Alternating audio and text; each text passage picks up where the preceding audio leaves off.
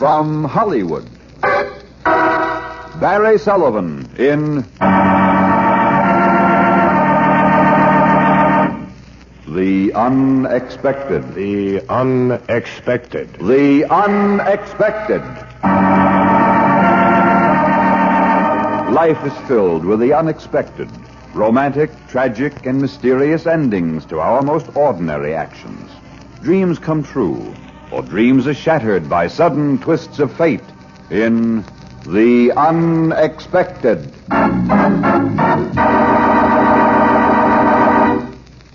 But first, a word from your announcer.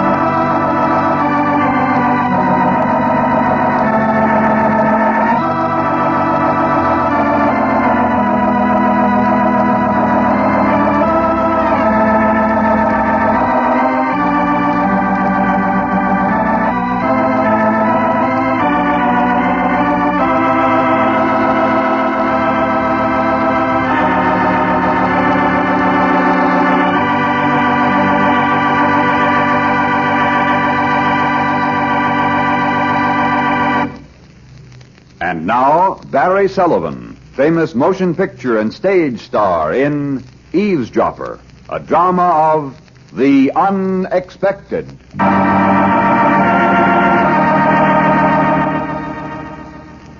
Your name, senor? Ray Madison. That spell was 2 D's. Si, 2 D's. Address? New York City, New York, USA. Occupation? Tourist? I see. If you wish to make a confession, it may save us both time and trouble. Yeah? Si, senor. Well, all right. What have I got to lose? You must know the whole story by now anyway. I will call a stenographer. Make it a redhead. The color of the hair does not matter, senor. Here in El Hondos, we utilize male stenographers. Pedro. Oh, Pedro, venga pronto. Now, senor Madison, as you say in your native land, sing. Okay, chum. This confession will include a full statement of my connection with the abortive revolution of Colonel Juan Domingo. It will be long and detailed, but you asked for it. I came down to this hot, smelly little country 3 months ago. Partly because things were too warm in New York, and partly because El Hondos was advertised in the travel posters along Fifth Avenue as a land of opportunity. So for 90 days, I've eaten hot food, slept in hot hotels, tried to keep out of the hot sun, and serenaded a Latin woman. It's been very enervating, all that heat. But in spite of the natural attractions of your beautiful little republic, senor, I forced my mind into odious business matters. It's an old North American custom.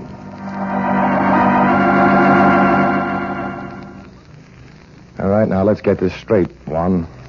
Colonel Domingo, if you please, senor. Oh, sure, I know how you feel. I was a sergeant once myself. Very amusing. Is it? I didn't think so at the time. But let's get down to business, Colonel. You want 79 machine guns, 2,000 rounds of... Senor, please. This is a revolution, you know. You might be overheard. Okay. Now, I have prepared the list of the firearms we shall require. You will please memorize this paper and then destroy it. And in, shall we say, 3 weeks, my needs will be satisfied. Maybe, if you don't need too much, and if the price is right. I'm the middleman in this deal, you know, senor, and I wouldn't like to be left in the middle. You'll be well rewarded, amigo, when I assume the duties of government. If you don't mind, Colonel, I'd like something in advance. You never can tell how an election will turn out. In El Hondos, one can predict if one is well equipped. Maybe, but I'd like 5,000 on account. Very well, senor. When the arrangements are complete, you'll receive your money. Dollars, Colonel, not pesos.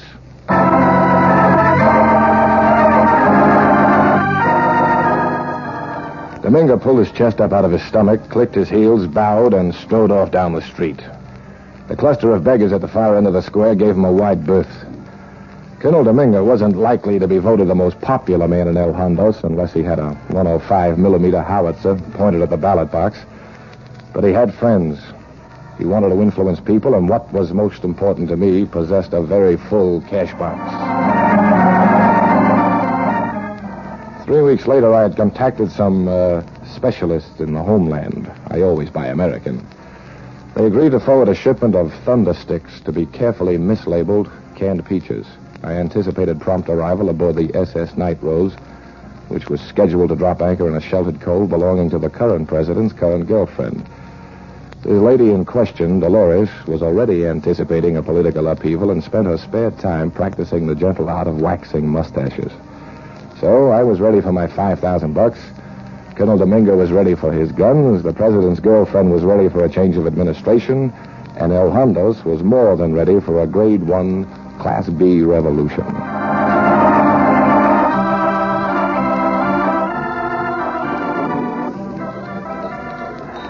Buenos dias, Senor Madison. Colonel? I trust I have not kept you waiting, amigo. Oh, no, the pleasure was all mine. I've just been sitting here drinking my tequila and enjoying the view. The pretty girls at the fountain with the jugs of water on their head, no? Yeah, they have such extraordinary equilibrium. Equilibrium? Let it go. Now, let's get down to business, Colonel. Not here, on the patio. There might be eavesdroppers. There's nobody important around. This cafe is as empty as a burlesque theater after a raid. Very well. But caution is the watchword. Remember. I remember. And I may as well tell you, if anything happens, the fact that you are an American citizen will afford no protection.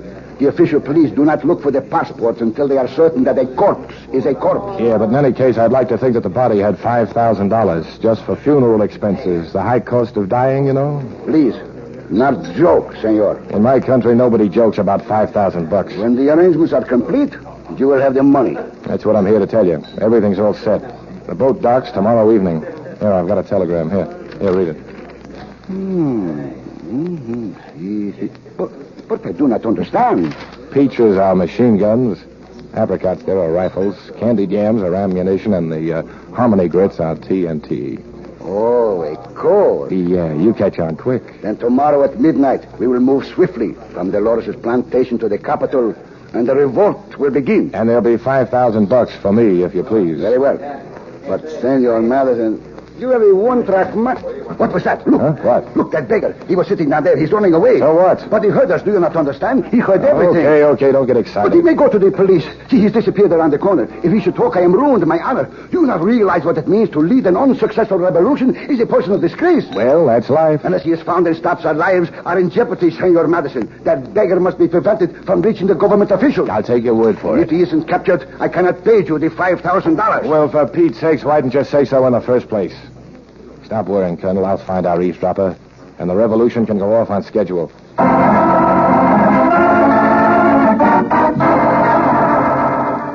Domingo waggled his mustache with deep concern, but I didn't wait to listen to him. I'd spotted the little beggar limping across the edge of the square, and I took after him like a sailor on his first shore leave. But I was too late. He'd already been swallowed up in the maze of narrow, twisting streets that fingered their way down toward the waterless Hondos River. That beggar had to be found and silenced. I value my neck as much as the next guy.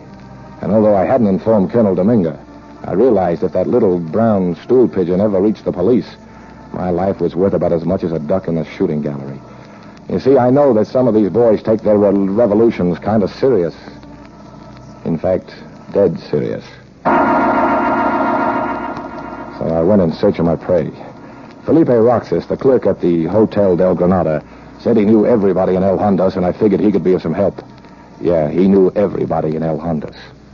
Si, Senor Madison. I think the man you are looking for is Pedro Gonzalez. Si, it must be Pedro. Pedro, thanks. But it could also be Raul Martinez. Martinez? Or Fernando Garcia, or Roberto Hernandez, or Carlos Limon, or Francisco.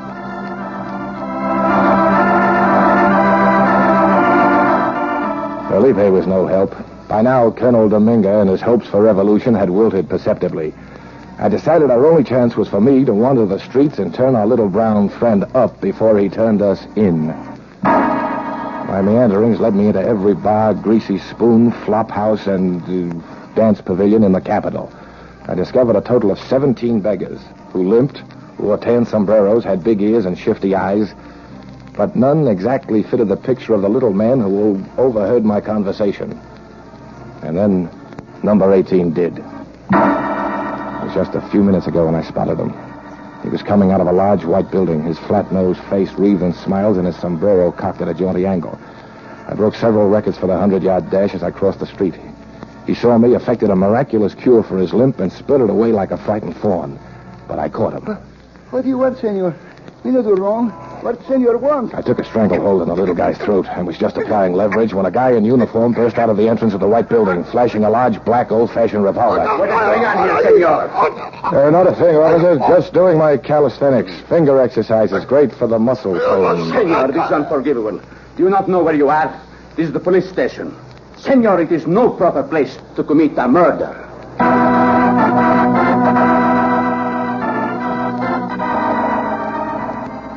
And you were so right, officer. I relaxed my grip. No sense wasting energy on such a hot day. And besides, my victim had already squealed. He was coming out of the precinct station, not going in. I was the one that was going in, prodded by your large black revolver. As far as I was concerned, Colonel Dominguez's revolution was finished, and goodbye $5,000.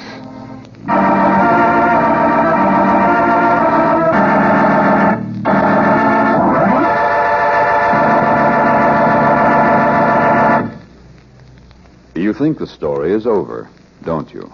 But wait. Fate takes a hand. Wait for the unexpected.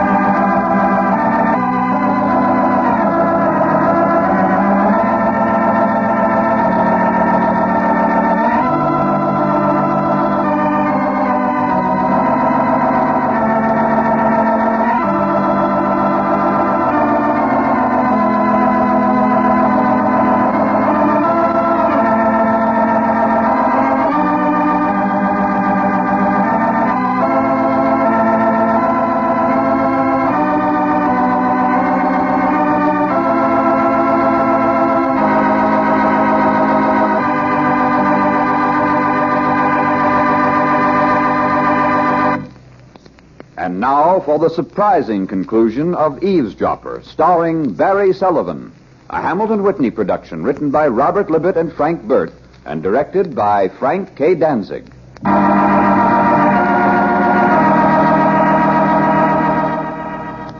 Well, that's it. Si, senor.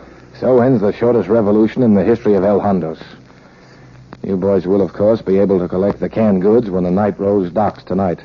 And now I'd like to see the American consul. Gracias. The Republic of El Hondos is indebted to you for this information. Huh? Why me? That little eavesdropper must have given you the straight dope before this.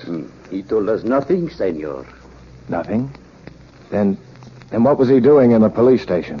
His begging permit needed renewal, and Diego is always prompt. You mean he didn't tell you about the revolution? But no, senor. How could he? He heard nothing of your conversation with Colonel Dominguez. You see, Diego is deaf. Totally deaf.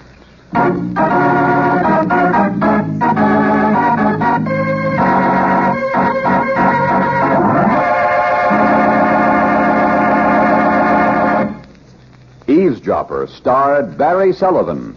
Listen soon for another of your favorite motion picture stars in a drama of The Unexpected.